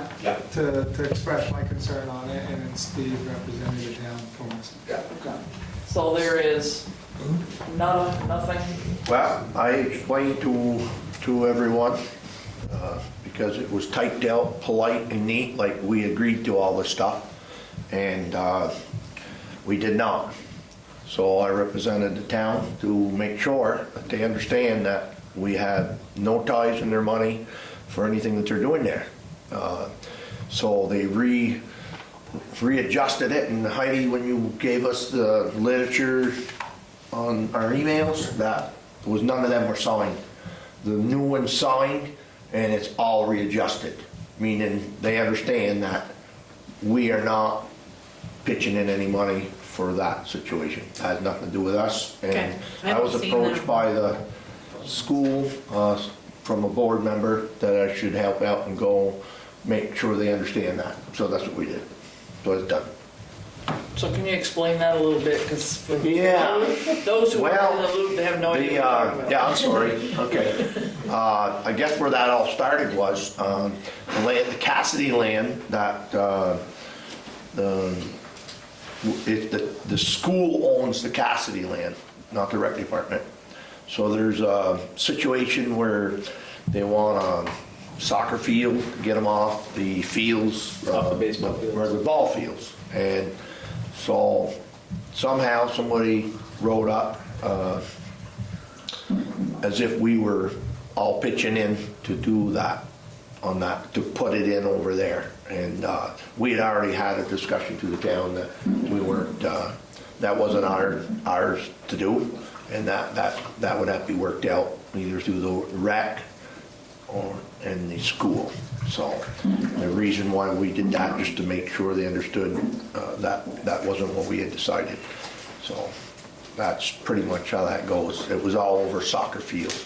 And before we got done, if you really look at that land, half of it's kind of wetland on the backside. They're using for the community, I don't know if that's a community garden or if it's just MVU's garden, What would you call that? Elementary school garden. Excuse me? Elementary school garden. Okay, elementary, and then the rest of it for Missisquoi, for hand and some compost. So the rest of the land, and really, you can't put soccer fields down in that wet stuff without some major situations and tiling or something, but again, that's really where that all came in, and it was written up through the school. I believe it was, well, I don't want to say because I'm not 100% sure who would put that in, but they were kind of speaking for us, and so I helped out, make sure they understood that we weren't part of that. You know, it's a good thing if you had some land for it, an opportunity, and everybody, you know, we discussed it first, but we didn't want any hidden surprises for something that we didn't agree on. That's pretty much it. And I thank you for going. Yeah. Because we can get into enough trouble without people putting words in our mouth. Yeah. So you can be sure that we will look for those things that try to sneak by us, and we'll stop them when we find them. So, the roof. It's over our head. Yes, it is over our head, so far. So we did cancel the vote that was for tonight, and the reason being for that was that we had a little discrepancy. At the town meeting, it was motioned for money to be moved in the capital improvement plan to go for the repair and not replacement of the roof. So, when that was gone back and rechecked, we were in error. So, we consulted with the town's lawyer to ask what the best solution to that problem was before we got ourselves into hot water. And he suggested that we cancel that vote, rewarn it appropriately, and if we wanted to go forward with a vote, do so at that time. So that's why there's not a special vote tonight. So the board has a choice.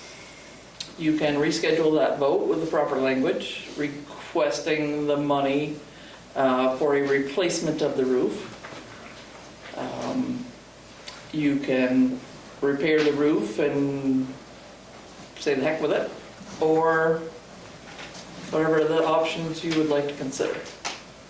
I comment on that Shelley's not here for knowing the money situation.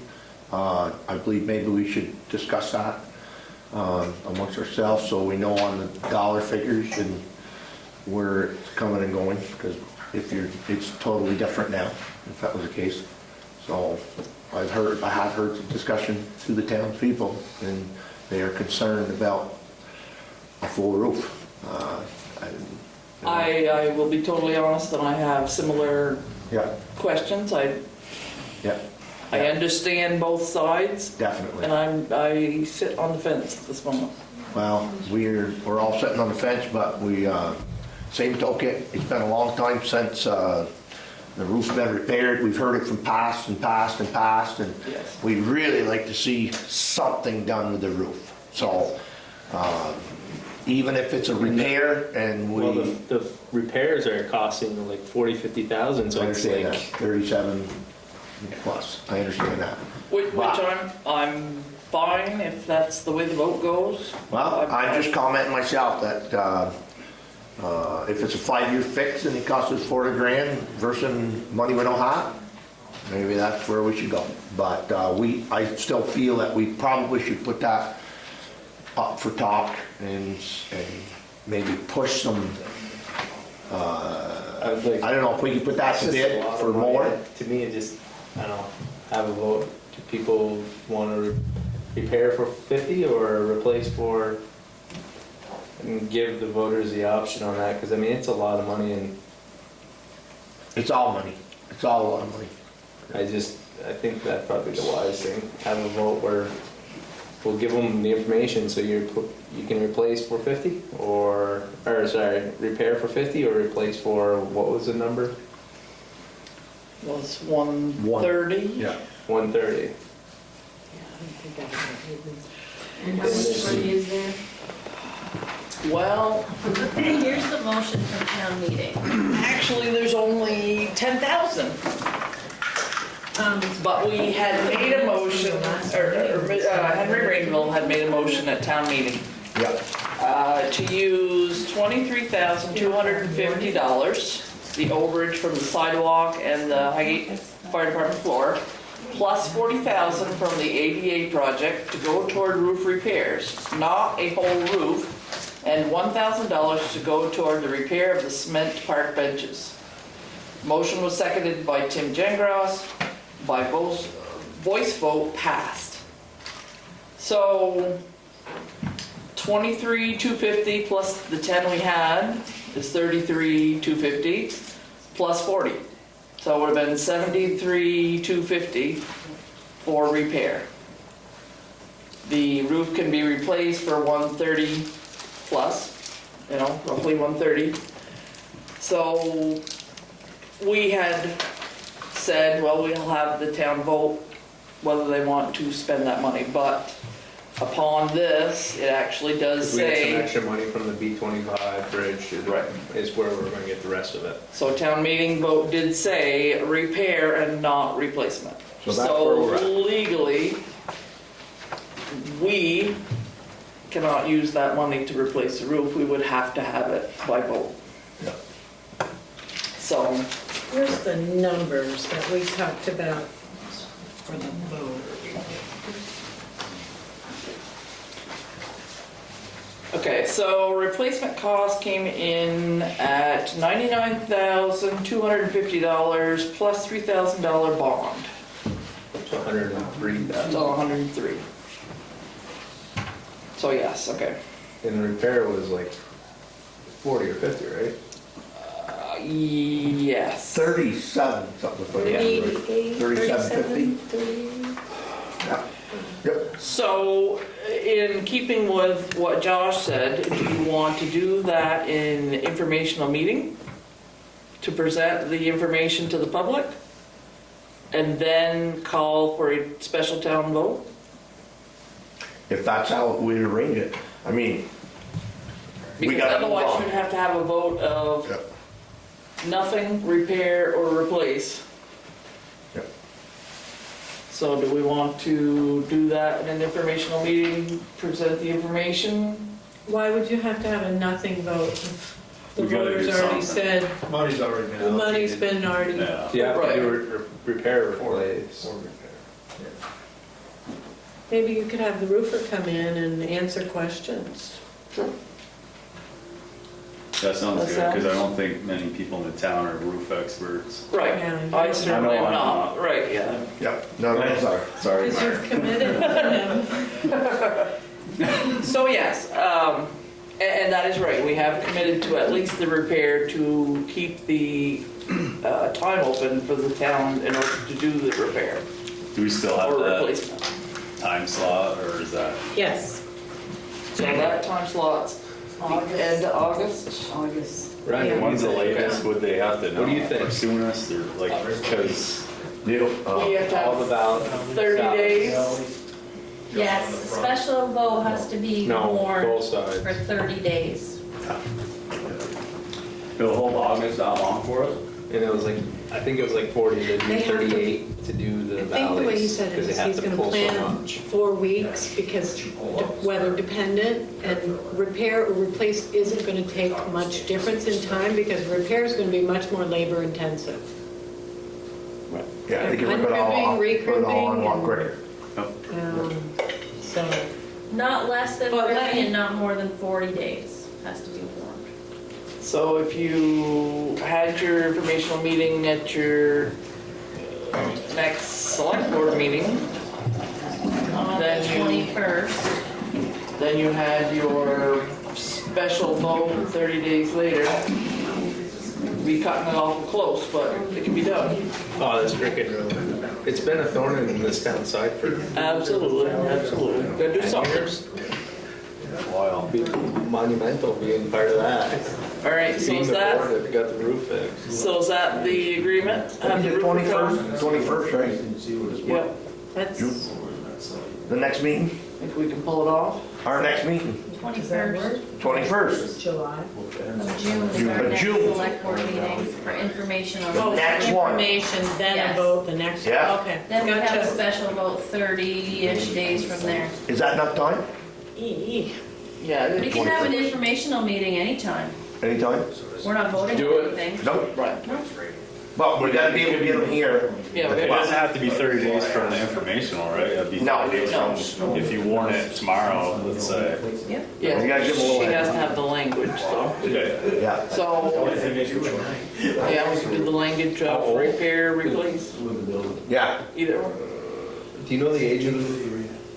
1990. This is the second roof, I think, right? 98, 99, Yeah, Ryan, this is the second roof. 20 years. Let's just make it clear though, the only thing we're trying to do is to be the most practical we can do for the town. Yes. It doesn't make a lot of sense to spend 70,000 for a repair when we can fix it for 103 or whatever. So, just so everybody knows, the only reason we're trying to be practical for the townspeople, that I'm sure most of them don't even realize it would cost that kind of money for a repair, because it blows the mind of most people. So, just to be clear, we're not trying to hold it up, we're just trying to be more practical for spending the town's money, so we don't have to go back for a long time, okay? Ryan, could you repeat what you said? We couldn't hear you. Well, the thing is, I guess if you want to drop $40,000 into a repair, and you're gonna drive down your road, and you're gonna look up, you see two different colors, you're 20 years old, you're not matching that color. No. So, I guess, I mean, if you want to drive down the road and see that, and you're comfortable with that, not only the color, I mean, The material. yeah, It should be noted too that they did say that the remaining metal should be painted, which is Right. not cheap either. Right. There would be a sanding and a repainting, Of so. all of it, so it couldn't blend it, they repainted it all. It wasn't. Probably, Yeah. I don't know. But it's not gonna be cheap. which is not a factory paint job. So, can we make a motion to have Wendy Warnick as a repair or replacement vote for the municipal building roof 30 days. 30 days from today? Yep. Okay, Josh, go ahead. Yeah, I'll make that motion. Okay, and I'll second that And motion. then we'll have an informational meeting at our next select board. meeting. At the Yeah, if we 21st. can get the roofer in for the 21st, that would be fabulous. If not, we'll have to Should we do do the best we can. a change venue over at the school, or you think we got enough room here? I think we got enough here. So 30, tomorrow's the, what the hell am I? Tomorrow's the 8th. Yeah. Correct. So you'd be into 4th of July-ish week right after. About the week after 4th There's of the July. 9th, 10th, 11th. I know 10th is Recreation Commission's first meeting with their new hire, hopefully. Okay, then. that's ours. 11th, Library Trustee meeting, DRB on the 12th. But on a Monday. Monday the 9th. Yep. We can't just do it on a select board night? Your select board night, you only have one scheduled in July and it's on the That is 19th. well played. Right. Could do that. That's part of your meeting or before that Steve's meeting. right. It's never gonna happen. Yeah, let's do it 6 o'clock on the 19th. Okay.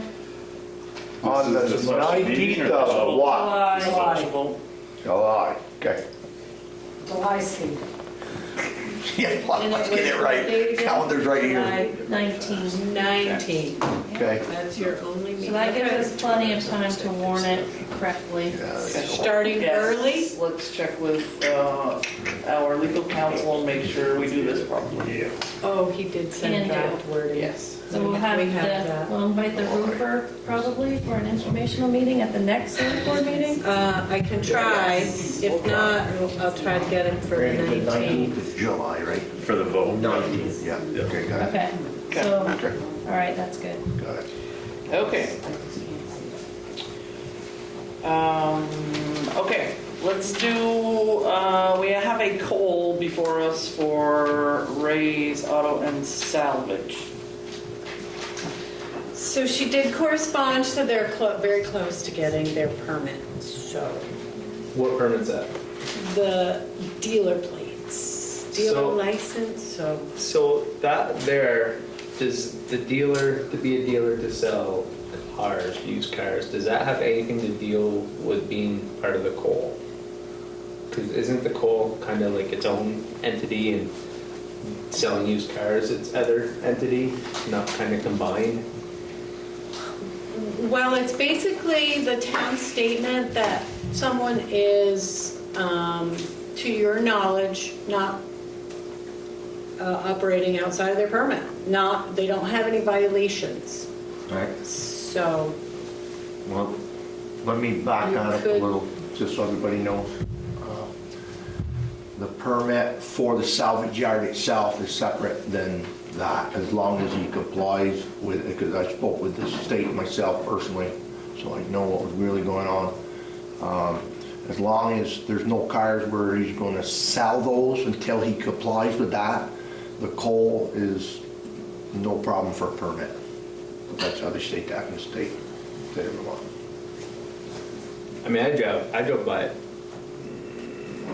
yesterday afternoon, and it looks great over there. Yeah, no, they complied because I had a call from them concerned, and I did the homework on both ends to make sure that we're doing what we're supposed to do and we're not upsetting somebody for something that shouldn't be a concern. So the way that is when they get for their permit for the cars, then they can put their cars they're selling in that midsection. But until then, they can't have any cars right where that is, and they've complied with that. So right now they have no cars up front? No cars where they would sell them. Then the state said that they had talked with them and that they had gotten the information to give them the permit. We can't refuse them a permit for the salvage yard, because that's all in compliance. That's right from the state. So if we did refuse them, then we could have trouble, but there really isn't no reason to refuse them there, because they're not going to sell cars until they actually get a permit, and then they'll present that to us and we'll give them the permit when they get, I mean, we give them the go-ahead after they've got what they need from the state To on sell, that. to sell cars, not the To coal. sell cars, right. And the thing with the cars is, it was a misunderstanding even through DMV. All the stuff that they had done with the DMV shoved it back, is what I was told, from the DMV. And they just said, well, just miscommunication, everybody thought everything was good. So they're not upset about anything, and they're doing what they need to do to sell cars, but put that aside, the back side of that's been compliance, and as far as a permit, it's feasible for that permit to sell for the salvage. Okay? So That's pretty much in a nutshell.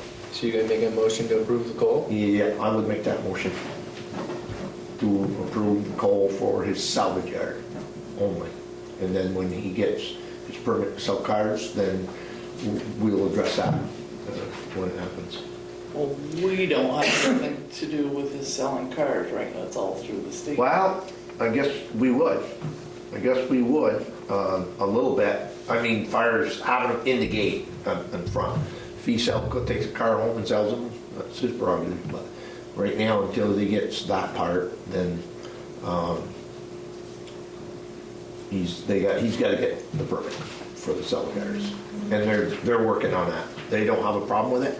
They're just behind, and they haven't processed anything on that part of it. So that's the way I understand it, and I spoke directly to him. So we can approve the coal. Yes. But as far as them selling cars, they would still be in violation. Right. For that. Right. So and what they said was it could be no cars in that section, and they've already moved them and complied with it. Because I've spoken with all directions. Because, of course, being a selectman, we get a lot of phone calls, a lot more than just being here twice a month.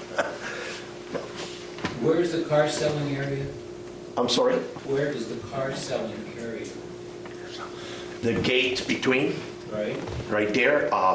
Actually, when this originally all took place, I guess the way it sounded, he took all the cars off the lawn that was on the other side, just because he was trying to neaten it up, and he didn't have to do that. So he put the fencing up. Originally, he had to. Yeah, well. He was only allowed so many, and he had to be back. In the meadow.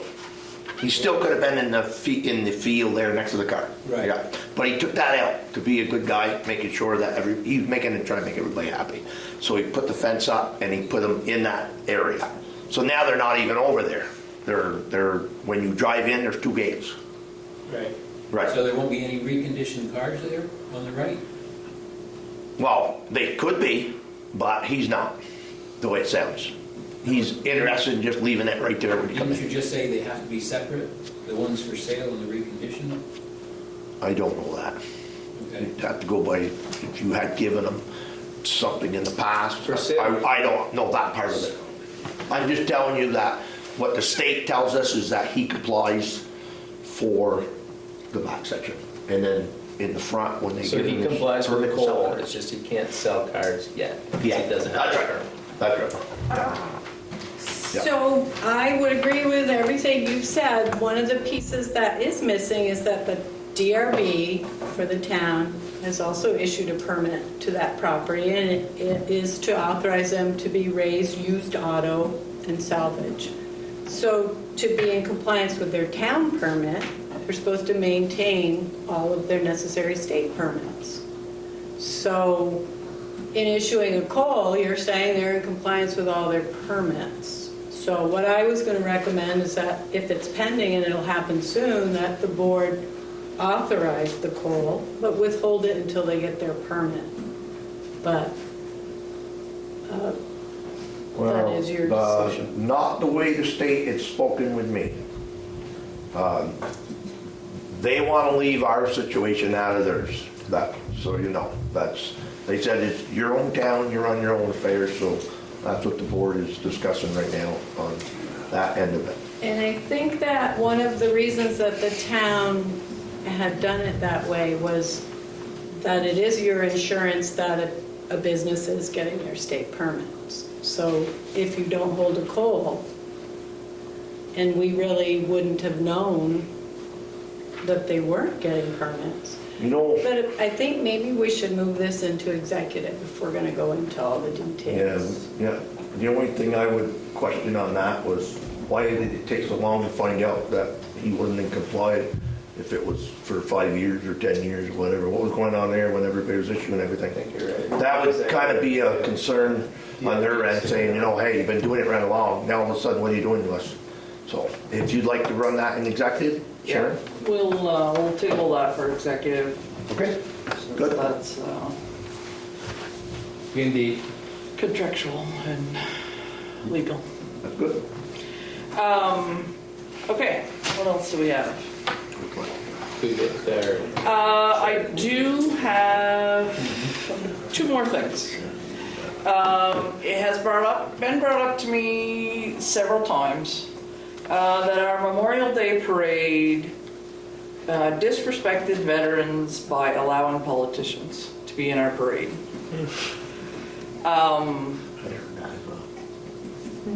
It was not meant that way at all.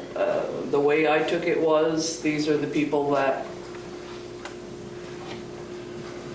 send them to war, that send them to duty, who provide their benefits. So I looked at it a different way. But I also am not a veteran, and I did not serve my country in that particular way. So I am asking the public and the board what their pleasure would be. Franklin does not allow politicians in their parade on Memorial Day. They are allowed to stand on the side and have their banners, but not to be in the parade. Swanton has also adopted that policy. So I'm asking for your opinions and then a motion based on those opinions. I would comment on that. I'm a son of a vet in the respect level. Of course, again, you didn't think of it, I didn't think of it. I was told the same thing. What are you doing with politicians in there? I said I really never gave it a thought. And you apologize to the vets for that, as well as myself. and make justice of it. I feel the same way, that they should stand in with the public, and if they want to hand a card in, whatever, but not parade through the parade. And what was there, one? No, there were several. I only see the one because I was in the parade, so, but Being a veteran, they shouldn't be in the parade. They should be standing on the sidelines. I agree with that. Yes, to honor the dead veterans. Yes. Right. No, and wasn't meant to be disrespectful, I just saw it a different way, that's all. I think being on the Memorial Day Committee, I think our parade is doing well now. I think, not taking away from the politicians any, but it won't hurt our parade without them in it. And I never had thought about it either. I know other towns that did it, never put any thought to it, but I agree with what I'm hearing tonight too. Okay. I'll make that motion then. Yeah. To not allow politicians to Definitely. parade. definitely. Okay. And I would second that. Okay, so a motion is made to keep our Memorial Day parade politician-free for our parade, but they are welcome to stand on the side with their banners. And all of them are to be respectful of the veterans and their families, which the politicians that did participate in our parade were asked that prior to their participation, but and everyone was good, and I thank them for that as well. But all those in favor? Yeah. Aye. Aye. Those opposed? So yes, we will have that as a politician-free zone. And the last thing I have is, we have the municipal property sale up.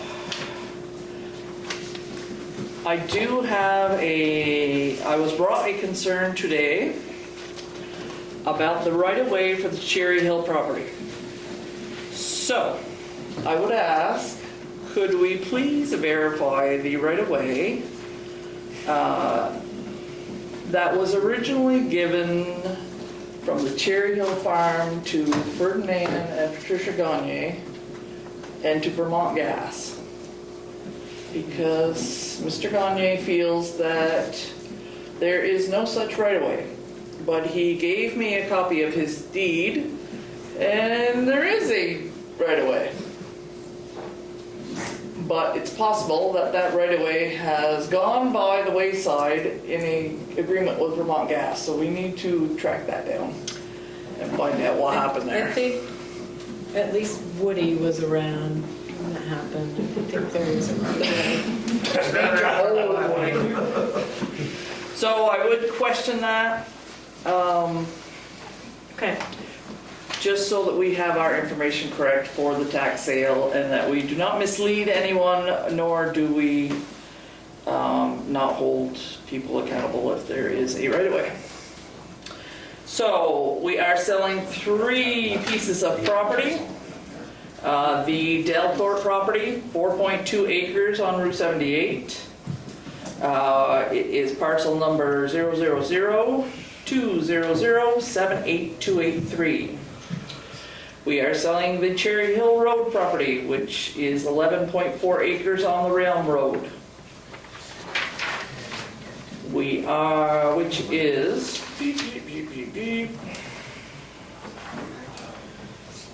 oh, look at that, I don't have a lister card number for that one. Oh, yes I do. Which is parcel number 000-200-9040.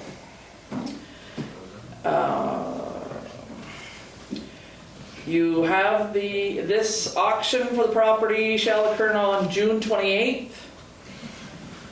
It has been posted in several locations. It has been online. I have had people come and accost me at my work about, why didn't you tell me? I will tell you, I am not your mother. Can only do so much. So the auction will be held here at 11 a.m. There are minimum bids for these properties. You will have to have cash, money order, certified bank check, or cashier's check are the only forms of payment that are accepted, and you are liable for 10% of the final bid on that day. Question, how can you have a minimum bid if it's a tax sale? Usually a tax sale, you have to sell the property, but the whole tax is. It's not a tax sale, it's a, sorry. You just said a tax sale. Sorry, I misspoke. God forgive. The voters approved it. You are Yes. fired tonight, Sharon. It's been a rough day. There is actually. So yes, this is a auction for property that the town owns. There is also, the Elwood property is also to be sold, which is off Lincoln Street. So those 3 properties are for sale on the 28th of this month. If you have any other inquiries, you can contact our town attorney, Edward Adrian, at 802-660-4735. So we will check that for right away, just to make sure. This is what it shows on the CIG. And a reminder, our ATV ordinance is in effect as of June 5th. Problem stop, I haven't noticed one for I know a few. Okay, so, any other questions, concerns? Then I would make a motion. Oh, I'm sorry. Just one more thing. I did put, when we were looking at the road naming procedure, we pulled up the ordinance. We can't find the signed copy. So I put it in your Dropbox for consideration. It should be re-signed. We don't have a signed copy, therefore it's not. Of what particular road? Just the ordinance. Oh, okay. So it's the 911 procedure and the procedure for naming a road and all of that, but for some reason, they did not record ordinances and they didn't put the signed copies in a file. And how long ago was this? Don't know, Some it's of not that even dated. grandfather and stuff again? Yeah, we didn't find a date on it either, but the names are there, so we can deduce it was, Right. you know, something like that. Okay, so I'd make a motion that Josh can sign our road policy, a road naming policy. Well, it I'll would second have to that. be signed by the whole select board. It's in your Dropbox, we can take a peek at it and we can put it in front of you next time for signature. Okay. That's your homework. All right, so stated. So I make a motion Don't to forget. exit the regular select board meeting and enter into executive session with both the Highgate Recreation Commission and the Highgate Zoning Board, or DBR. I'll second that. Planning, Half the town. yes. Yeah, a couple of you have to Only leave, the that's recorder all. has to leave. Yeah. And Sue. And Sue. Thank you for coming. Yeah, aye. Aye.